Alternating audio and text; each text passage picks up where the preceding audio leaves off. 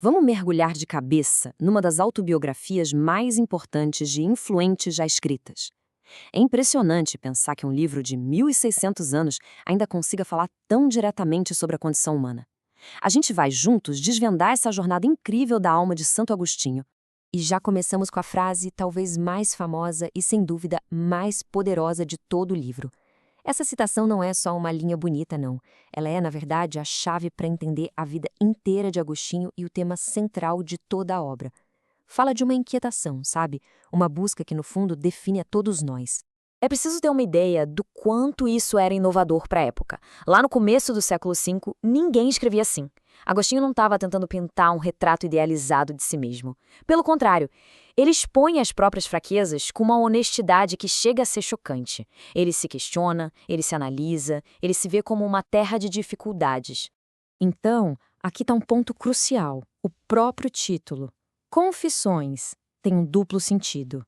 Agostinho não está só admitindo seus erros. Não, ele está, ao mesmo tempo, louvando a Deus pela misericórdia. O livro todo fica nesse balanço, sabe? Entre a escuridão do pecado e a luz da gratidão. Agora vamos entrar na primeira parte dessa jornada. Vamos focar no jovem Agostinho. Um cara brilhante, mas que vivia consumido pela ambição e por um conflito interno enorme. Imagina a cena.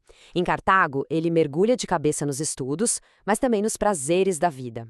Começa um relacionamento que vai durar 15 anos e do qual nasce seu filho, Adeodato. Por fora, ele estava no topo do mundo, construindo uma carreira de sucesso. Mas por dentro aquela inquietação já começava a dar sinal de vida.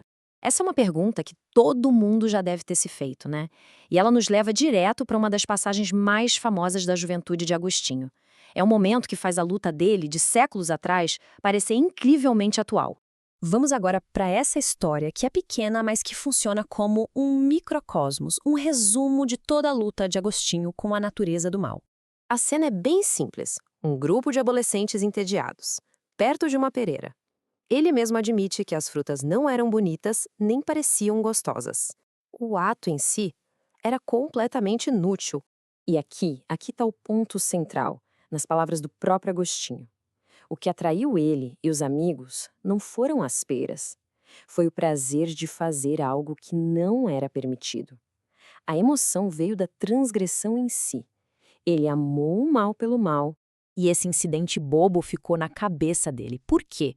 Porque ele sentiu prazer em fazer algo ruim só porque era ruim. Essa pergunta vai lançá-lo numa busca, uma jornada intelectual e espiritual de anos para tentar entender a si mesmo e a natureza da vontade humana. Olha, a conversão de Agostinho não foi um evento repentino, um raio que caiu do céu. Foi uma busca longa, cheia de frustração, cheia de desvios, em que ele explorou as principais correntes de pensamento da sua época. Essa busca levou mais de 10 anos.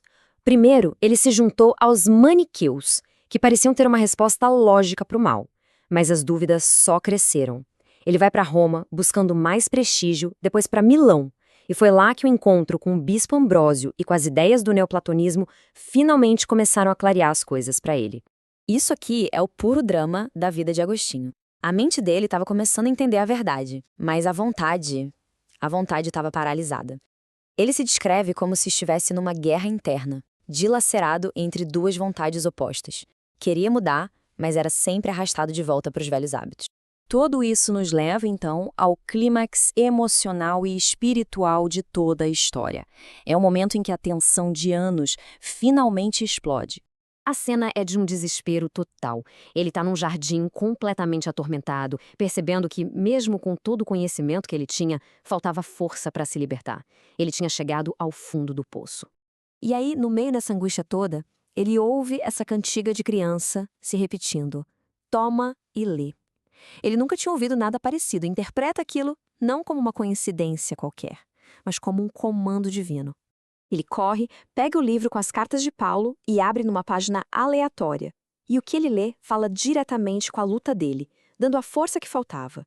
Naquele exato momento, a guerra interna acaba.